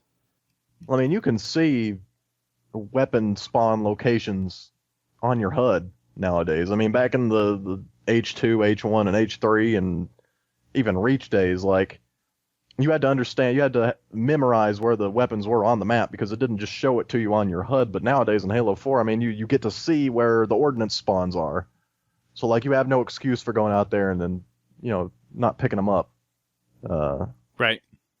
So, yeah, use the rockets. Make sure you go grab them. For Outcasts, again, they're right in the dead center of the map. So, have 1 or 2 people rush it so you can help combat the other enemies that are going to be rushing it as well. You don't want to overcommit too many forces there, just so you're not all dead and have the other team grab the other vehicles. But if you're doing the Castle DLC, then I believe it's 6v6. So you basically want to have 2 people rush rockets, 2 people rush Wraith, and 2 people rush Mantis. Yeah. That's kind of the way you want to go. And of course, at the bottom of the bulletin is screenshots, and this week's theme is space. These are some colorful ones. I like these. These are nice. These are pretty. These are really pretty. We gotta pick a favorite, as is tradition. Yeah, all but one is on Impact. There is one that's on Outcast, and it's of the ship, the supply ship that's actually leaving, and then it's just a screenshot of the, I guess the planet in the background with the sun behind it, and they have a color filter in there. I'm guessing it's just the orange color filter, but it looks really, really cool. Yeah. As far as my favorite, there's lots of good ones in here. I'm not sure if I can pick one. I like Space by Speed Sonic. Space. That one's pretty cool. It's got the thruster pack. It's got the flying nebula right through in the background. Impact. The Impact got like background. The Juicy mod or the Juicy filter, whatever they're calling that now on it. For Space, it seems like it could be just the actual nebulous background. Yeah, maybe. Yeah. I like Disembodiment. That one looks cool. Yeah, that disintegration effect looks really nice on that screenshot. That's good stuff all around. Space Trip Wreck Boon, though, that one's just that one's cool. Yeah. There's no effects on it or anything, but overall it looks cool. The Show No Mercy, that one's pretty freaking cool as well. I honestly can't decide on which one's my favorite. I mean, Planetoids is good, Revelation's good. I don't think there's one in here I don't like. You know what'd be cool? That one's hard for me. Like real space manises. Like flying around like Gundams. Like they got rockets on their feet and stuff. Oh, dear goodness. Or even have like Halo have a space-bound Mantis. It's like a real Halo mech. Like a just huge, like, Spartan-looking mech that you control from the inside. Kind of... Wow. Evangelion style, or Gundam style. Like you move around and it actually moves it. That's more Gundam style than Evangelion, but... Yeah. So, yeah, I'm not sure I can pick one, but if I had to pick one, I would probably go with Disembodiment. Just because the color on that one, it just looks really, really cool. Yeah, that disintegration effect looks sweet. Yeah, it's Instead very, of the orange, you get kind of a pink-looking effect to it. It's cool. Yeah, I think they should do that for like every weapon. Like, one weapon should make you disintegrate into like a rainbow. That would be awesome. If they could change the disintegration colors, that would be awesome. Make it happen, 343. Different color effects with disintegration. That would be awesome. So that concludes the bulletin part of the show, even though it took us so freaking long to get here. But it was worth it. So again, to recap, we had the Castle Map Pack that came out on Monday. On Tuesday, we had the Halo 4 Soundtrack Volume 2 that came out. Wednesday, of course, was the bulletin, which we were discussing. And today is the Spartan Ops challenge, where if you go play Spartan Ops, you can get the t-shirt. If you just play one chapter, you get a t-shirt. So if you're listening to this, it's probably a little too late by now. Sorry. But that's what has happened this week for Halo Week. It's been, as it's been dubbed. So you still have time to get your CSR and Castle DLC up to a level 35 to grab that avatar shirt as well. It's exclusive to people that are able to complete it. Yep, cool people only. Cool people only. I have a feeling they may give away some codes for it later too. So we'll see. So. We'll see. Anywho, we have a couple more things to wrap up the show with. We did already talk about the big Microsoft fiasco, so we don't need to cover that one anymore. We spent about a good 30-40 minutes on that. We have a couple of submissions that we'll go ahead and go through. We have one voicemail with a couple questions in it, so we're going to go ahead and play that one right now. Hey, Podtac, it's Blitzkrieg Omega. Big fan of the show, and I'm so grateful for all you guys do. Although I have a lot of questions, I will try to limit it to a couple of questions that have really been bothering me lately, and hopefully you guys can share some light on. First question is, in the campaign, I think we all really enjoy seeing Master Chief in his new armor, but me being a realist and liking the realistic side of Halo, I'm curious, where did it come from? I mean, we get his Mark 6 armor, throughout all the games, but this new armor shows up out of nowhere, and even though it looks awesome, I wish they would enlighten on why all the Spartan 2s had it in the previous years in the trailer and video. Second question, do you think we'll ever be able to go prone in a Halo game? Something that's always kind of bugged me because I tend to like to snipe, but I know the whole camping scheme. Maybe you guys can share some light on that. And then my last question is two questions in one. First question is, I bought the concept art book, and in the concept art book, it lists a bunch of pictures of the SMG, though we don't see the SMG in Halo 4. I'm curious, why do you think they didn't put it in the game, as well as do you think they'll ever bring dual wielding back to campaign, firefight, or even, Spartan Ops, sorry about that, or even multiplayer? Thanks for all you guys do, and I appreciate it. Okay, so this guy had about 3 different questions, and for his first one, he wants to know where the armor for Master Chief came from for Halo 4. So I think they actually talked about this for I can't remember when, but I think it was shortly after Halo 4 was released. But the fact that the armor is definitely different, but just with how the game evolves and with them working with a different graphics engine, they took an artistic liberty, I think is what they coined it, or something similar to that effect, where it's not necessarily supposed to make sense in terms of the storyline for Halo, but they're taking it's artistic freedom. That's what I was looking for.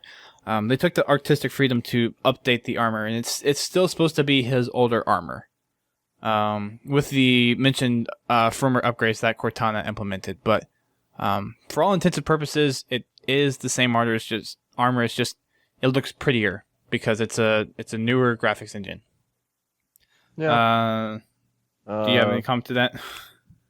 Well, think about it. All the character models on Halos 1, 2, and 3 changed over the course. Sergeant Johnson looked completely different in Halo 3 than he did in Halo 1. And it's just because different graphics engine. If Sergeant Johnson can look different as a result of, increases in graphical power and engine utilization over the course of, sequels, then right. I don't see why, the armor shouldn't look, different if they've improved the engine and it looks better. And It doesn't look that much different than the Halo 3 armor. I mean, you can see the differences, but it's not like he's in high Abusa armor. Like, it's not something crazy like that, where it's just completely different set of armor. I mean, it's Mjolnir, but Yeah, it'd be funny if he was wearing Photos armor. Like, he's got this big old unicorn helmet the entire game. yeah. So the second question that he has is about going prone. So other games like Battlefield 3 and Call of Duty have the ability to go prone, but I don't see prone as something that is kind of Halo-centric. Halo is about movement. You're always moving. Yeah, like, so constantly. yeah, I mean, it could work. I've always wanted to be able to go prone with a sniper, like on a hill. It would be cool. Yeah. And we've definitely seen it in the books. Would we see it in Halo? I'm going to lean on the side of no, but it would be cool to see it. I won't deny that. It would be cool to be able to go prone. Well, it's a proven fact in the Halo canon that Spartans cannot go prone due to their armor. There's a problem with the way they move. When they fall on the ground, they can't get up. That's why they can't put in the games. Just like how Spartans can't. Basically, from Reach, you can survive a fall from outer space, but you can't survive a 50-foot drop kind of thing. For a brick, he fell pretty good. For a brick, he flew pretty good. Yeah. Oh man, that was a classic Johnson quote. That's That's what makes me sad. Like you don't get the cool Johnson quotes in Halo games anymore, and they didn't replace it. Like if Lasky was full of like crazy fun one-liners, that would make that character way better. Like I want Lasky to like show up and just say like cheesy, corny, combat-centric kind of catchphrases. That would make me enjoy his character. Yeah. So we have a submission to read. This is from Cart, he was in the chat room. I'm not sure if he's here anymore. It says he still is. So, do you want to read this one, Brent, or do you want me to? Oh, I'll read it. Okay. Cart says, I want to start this with a quote by Bungie during the making of Halo 3 about removing the SMG as the starting weapon. Halo is about options. You can shoot, you can throw a grenade, or you can hit them with a melee. The SMG promoted dual wielding, which removed grenades and melee. Now in Reach, they even pushed away dual wielding even more to keep those three factors as current as possible in the game. So we can see that Halo is trying to move the game forward towards keeping these three things active. However, the jetpack in Reach and Halo 4 actually makes us go backwards. If I face a person with jetpack, the grenade and melee option are gone since they can easily evade them without lifting high enough to make themselves an easy target. Clearly, this AA hurts the basic Halo formula, and this must be considered for the franchise moving forward. But let's not stop there, and we also know that Halo is about moving up in tiers of weapons, from going from spawning weapons to the power weapons. The jetpack removes the use of going for certain weapons such as any close quarters weapon or any explosive power weapons. If a team all use the jetpack, the only really useful power weapon are needlers, snipers, and railguns, far too few to create an open sandbox. If we want to look at a competitive look, jetpack removes the skill required to pull off any jumps to move around the map. Also, you can no longer get better at crosshair memory like in past games. In other words, you can't expect the high at which a player will be at when you turn the corner before there was two options, Spartan height and jump height. Now players can turn the corner at any height, creating a random factor for one player and not the other. So you can't get better at expecting the enemy. Other than that, jetpack can also hinder map movement, since in maps like Skyline and Ambush, the jetpack will remove all possible options for cover. The only safe place to be would be hiding inside of the bases. This could cause some maps and games to play slow. In conclusion, the jetpack hurts the Halo formula more than innovating it, and its removal must be considered for the franchise to move forward. So he brings up a lot of interesting points. A lot of good valid points, too. As far as the dual wielding thing, there is a reason why they took it back out, and it was the whole kind of grenade and the melee not being able to be there with the dual wielding. Yeah. So it kind of created this unfair advantage for dual wielding, which Karts basically put that quote in there for why they did. So the armor ability for jetpack, it's almost gotten to the point, in my opinion, where since we have the jetpack in the game now, it's going to be hard to remove it without kind of drastically affecting how we think of Halo now. And it's not something that shouldn't belong in Halo. It changes the dynamic of the game in a very big way. Well, I mean, it completely removes map flow in terms of before, if there was a perch or a platform that was over, like a bridge or something, or a tiers of different heights in a certain map, you couldn't reach those parts of the map unless you actually went the way the developer wanted you to move. You'd have to actually move up there either by going through a teleporter or going up a staircase or a grav lift or something like that. Right. And I mean, that made creating maps a lot easier as far as making good maps, because if you can control which way players are moving, you can make a fun map, especially for objective game types. And the jetpack basically says, like, hey, all of these heights that you couldn't get to, without running up a set of stairs, and like, think about it, on Ivory Tower, that's what I keep thinking about for some reason, but originally on Ivory Tower, you held that upper portion of the map if you wanted to dominate, especially in like Slayer. And essentially there were only 3 ways to get up there. You had to either go up the elevator, you had to go up the grav lift to get up to the second level, you can go around on that staircase that moves up to the second level near the grav lift. Mm-hmm. There were 2 grav lifts, I guess. There were the shotgun path and that path on the left side if you're looking from attacker spawn. But I mean, essentially there were only 3 ways to get up into that play area, and each way you had to fight your way in there. Like, you couldn't simply just get up there. And I mean, now you look at Reflection in Halo Reach when they implemented the jetpack. Right. All you had to do was, hit your jetpack and you're up there. Like, you stand there and you get up there instantly. You don't have to fight your way up there. You don't have to, run around. You don't have to actually use map flow. You just do it. I mean, it takes a portion of gameplay out completely in exchange for something that's instant, which is jetpack use. And if you enjoyed playing Halos 1 through 3 and you were used to that type of gameplay, that type of legendary, beloved multiplayer experience, Halo Reach, really changed that when they put the jetpacks in. And if you wanted to... Go ahead. It's something that kind of destroys map flow. Yeah. And it's not that...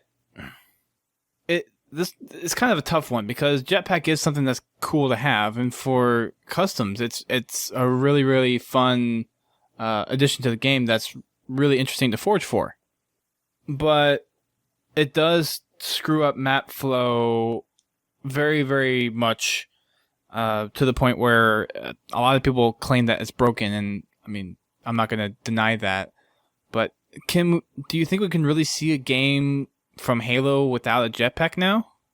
Yeah, I could totally see that. That would be a fantastic game. I mean, in terms of being able to create maps that are fun, if you take the jetpack out of the game, you are able to make maps that you understand consistently how the player is able to move at any given time.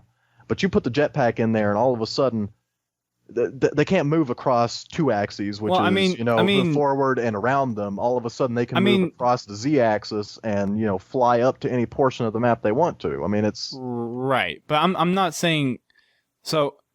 There's a difference from moving it completely and then removing it from matchmaking. I'm right now. I'm talking about removing jetpack completely. That's what I'm saying. I could totally see it. If they came out with Halo 5 and it does not have jetpack, anywhere? I don't see like. Yeah, if it doesn't have it anywhere, like it's just not in the game at all. I mean, think about it. They've taken things out of Halo games that they've added in. That's what happened to dual wielding. They found out that dual wielding made the game less fun, or not as fun as it was, and they took it out. Yeah, okay. They realized that it messed with what Halo was, which is the golden triangle: melee, grenades, and weapon. And essentially, dual wielding just turned it into weapons. Now, I mean, in Halo 2, dual wielding wasn't that big of a deal. I mean, to me, initially maybe like in the first, prior to the title update or whatever that patch was called, it might have been a little overpowered, but it wasn't terrible. But I'm saying they took it out because they realized that it messed with classic Halo. It messed with what Halo was at its very core. And jetpacks mess with maps at their very core. I mean, Halo multiplayer is 50% gameplay, 50% map design. It's always been that way. That's why Halo 2 is so beloved, is because the maps in Halo 2 were amazing. They were great. I mean, and jetpacks completely ruin the way maps are built to force the player in a certain direction. Because all of a sudden the player isn't forced to do that anymore. They can choose to simply fly over and get into a position that otherwise they would have had to go up a set of stairs or grav lift or stuff like that. It just takes that out of the equation and makes the game less fun, in my opinion. I mean, and I think if you take it out in Halo 5, if the jetpack doesn't show up in Halo 5, the core Halo fan base is not going to start crying and be like, we want the jetpack back. They'll just enjoy the game. And assuming that they actually make maps that are fun, then taking the jetpack out will actually increase the amount of enjoyment that those players will get out of the experience. Because all of a sudden they don't have to worry about somebody just flying up and getting in. They can actually take into account that people can't simply get to whatever height they want to get to. Uh-huh. And you can base the way you play the map around that. I mean, that's what happened in Halo 2 and Halo 1 and Halo 3. You knew that people could... I'm not saying taking it, I understand taking it out of matchmaking and having that whole map flow, but would you still take jetpack out for, forging stuff? Like customs? I mean, armor abilities, I think armor ability is going to be there. I completely agree with jetpacks needs to be taken out of matchmaking from the standpoint of certain maps. It just kills the flow, because Halo's, and I guess this isn't just Halo, but it's a lot of fighting games where height is an advantage to you, and with the jetpack it just kills it. So I'm definitely in agreement with it needs to be taken out of matchmaking on most everything, but I would think that with some of the maps they've designed, they could probably have it with jetpacks in mind. So would it be something where you could see jetpacks maybe just being restricted to forged and custom games, or maybe have other maps where maybe a jetpack is a pickup item? Like, what if you threw those changes in there? Maybe, but I could see it maybe being a forge item, but the problem is that implementing a gameplay feature like that is a big deal. I mean, it's not something you go about doing lightly, especially a jetpack where it's changing the entire mobility of a player. If you're going to add that into a game, you have to... I can imagine the development process on that would take a significant amount of time and resources. And if you were just going to put that in Forge, if it were only going to show up in Forge, I don't think that they could justify spending all the time and resources it would take to make a jetpack if it weren't going to be in the main multiplayer match-made experience. I mean, then maybe they could do that. The problem is, if you put out a game and you keep the jetpack in there and you just make game types that basically like pro game types that don't have any armor abilities or jetpack or preset loadouts and stuff, even with those, if the jetpack is in the normal default game experience, like in Halo 4, the default game experience is Infinity Slayer. As much as people dislike Infinity, that is the default mode. That is what they created first when they were making the Halo multiplayer experience in Halo 4. They started working on the Infinity experience, the idea of personal ordnance, the idea of personal loadouts. I mean, even the idea of spawning with the weapon of your choice it didn't exist before Halo Reach. 4. I mean, even in Halo Reach, though, you had a preset, you had loadouts. You weren't able to change them. There weren't perks. No, but you could still choose. Yeah, but I'm saying the choice was Yeah, it between was these things that restricted. the developer gave you. I mean, in this game, they're essentially giving you the freedom to choose whatever you want with your loadout. If you want to Yeah. spawn with a Covenant carbine and a bolt shot Right. and dexterity and wheelman for whatever reason, like you can do that. Uh, Yeah. Let's table that though, because what I'm saying we'll have a is, show on it. what I was trying to get into that was when they build the maps, they have to take they have to take the jetpack into account with every map they build because they have to realize that if it's in there at all, people are going to use it, and so they have to build the map around that. If you take it out of the equation completely, all of a sudden you're free to build maps in any way you want because you realize that there's no way that the player is going to be able to just jetpack up into any high level position you want to put on that map, any elevated position. It would be like developing maps for Halo 3. You know, I mean, you still have to take the other armor abilities into account, but the other armor abilities don't have to do with mobility. And when you're designing a map, mobility is the biggest thing you have to take into account. It's the reason some maps don't work well with vehicles. Like you could put a mongoose on Skyline, but it wouldn't make any sense. Like Yeah. there's no point. Yeah. But it would completely change the mobility. Like you could get from one base to the other pretty fast. I mean, it'd be tough because you have to really swerve in and out between barriers. But Right. But let's save that discussion for later because we're gonna have podcasts to talk about this. yeah, And sorry guys that we get off on these tangents every week. It's just that it's kind of inevitable with everything that goes on with Halo 4. It seems. But that's all that we had for tonight. We covered the bulletin. We covered the whole Microsoft thing. I think there was another topic I wanted to cover, but we'll cover it next time. I do realize that I forgot to ask the question of the week last week.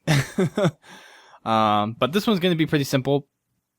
So this question of the week. Oh, actually, before I do that, we forgot to address one of, I think his name was Glitch King Omega, I think is what he said in the voicemail, but we forgot to address his question about the SMG, not having the SMG in the game. I'm personally okay with the assault rifle. I mean, Chief's favorite weapon is the assault rifle. yeah, it's been around since Halo 1. What are you gonna do? I mean, And honestly, the assault rifle is a formidable weapon at medium to medium close range. no, yeah, It does a very good job. Everyone has said that they nailed the assault rifle in this game. This is the best assault rifle in the Halo franchise, is the one in Halo 4. A lot of people are saying that. So because it's actually effective. I mean, you could. I mean, it's not a game breaker. It's not the best weapon in the game, but in short range combat, if you have an assault rifle, you will probably beat a person with a BR or a DMR or a carbine. You know, the precision weapons don't have an advantage over the assault weapons at close range. And in this game, you know, I mean, in prior games, if you had an assault rifle, you might be able to get a kill, but generally at any range, a BR was going to beat you, no matter what. But in this game, it has its purpose. So yeah, it works really well. So that's to answer your question. Well, kind of answer your question, but I think the assault rifle is the weapon to have instead of the SMG. Yeah. Especially that there's not dual wielding anymore. It just makes sense.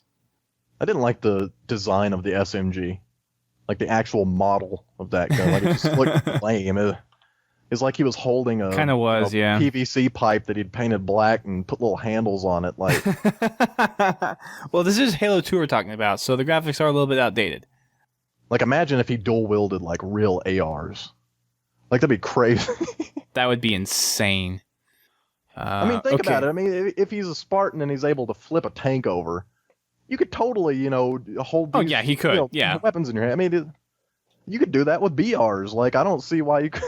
I mean, other than the fact that you need to be looking at the scope, but in the Halo universe, the scope is attached to your HUD. You don't have to look into the scope. Well, it's not attached. It's tied in. Well, I mean, it's optically.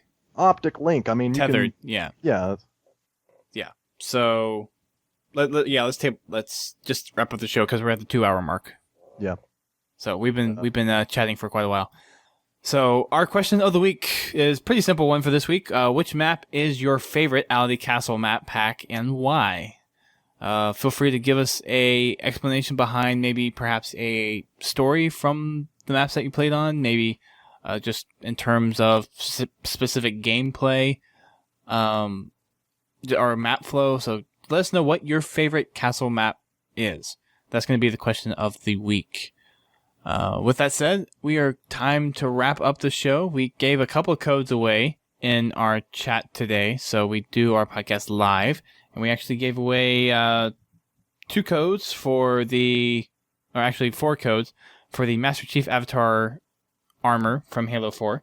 So we gave away 2 male, 2 female. We'll see. The female ones usually do not get grabbed, so we'll see if those actually got grabbed. But I know the 2 male ones got nabbed. So, congrats to those guys who were able to grab those codes. Make sure you check us out on podtacular.com. That is our homepage and where we call home to our news that we post up whenever we post it, where we post our podcasts, our forums, and all of our little other things that we do over there. You can also submit to us anything that's Halo related or an answer to our question of the week. And you can do that with the green button on our homepage, which is in the top right, or you can send us an email directly to submissions@podtacular.com. Or you can do what Glitch King Omega did and call into the show. We have our listener voicemail line at 240-200-HALO. That's 240-200-4256, and you can leave a message that's anything Halo related or anything related to any of the topics that we have discussed on this podcast and prior podcasts. And try to keep those voicemails down to about 90 seconds, 2 minutes max. That's kind of the ideal time length for having these voicemails. Also, check us out on Twitter, Facebook, all the social media places. Subscribe to our show on iTunes, Facebook, any other music subscription service that you may find us on, and, of course, RSS. You can also listen to us live, like I said earlier, to our podcast. We do these now on Twitch TV, and the channel is Podtacular. And we do our regular bulletin shows on Thursday nights at 8:30 p.m. Eastern Time. That's 5:30 p.m. Pacific Time. And that's currently 12:30 a.m. British Time. So it's technically 1:30 a.m. UTC. Just because of the whole daylight savings thing, it kind of messes up the conversion a little bit.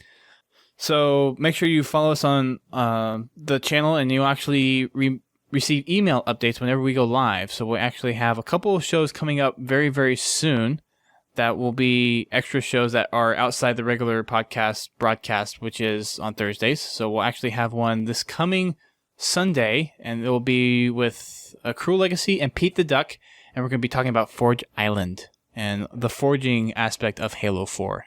So I think our time set is going to be 10 p.m. Eastern. We will post something up on our social networks to let you know when exactly that is going to be. So those two, I think a lot of people know those names, and you will not want to miss it if you're a big forger or if you are a fan of any of their work. Also, next week on Tuesday, we're going to have Cruel Legacy on the show again. Go figure, to talk about his 4th season of Playtime, which premieres on Halo Waypoint on April 22nd. And then it's going to be a weekly release for 8 weeks. So he has come out with his 4th season, and I've been able to have a sneak peek at some of the episodes, and it's looking pretty good. So I don't think you guys will be disappointed at all. And that will be on Tuesday at 8:30 p.m. Eastern Time. Again, that's 5:30 p.m. Pacific. So those are going to be 2 podcasts that are coming up that are outside of our normal rotation. So if you follow us on Twitch, then you will receive email updates on when those go live. And we just told you out here on the podcast, so you'll be able to follow along there as well. And of course, we'll update our social medias networks as needed as well. So that has concluded our 360th episode of Podtacular. We have made a full circle, you can say, and we'll hit 365 here very, very soon. And that will be up to the place where you can listen to us one day out of the year, and you would have content enough for 1 year. That's pretty crazy, Brent. Yep. just start on January 1st, start listening to Podtacular episode 1, and by the end of the year, you'll That'd be reach our crazy. 365th episode. That'd So be by then, we'll already be up to like episode 400. 420 something. Yeah, exactly. So thanks, guys, for listening that were here in the live stream. Congrats to those that got the codes, and thank you guys for downloading our podcast. And we will see you guys in a couple days. See you next time. Keep on dealing with it.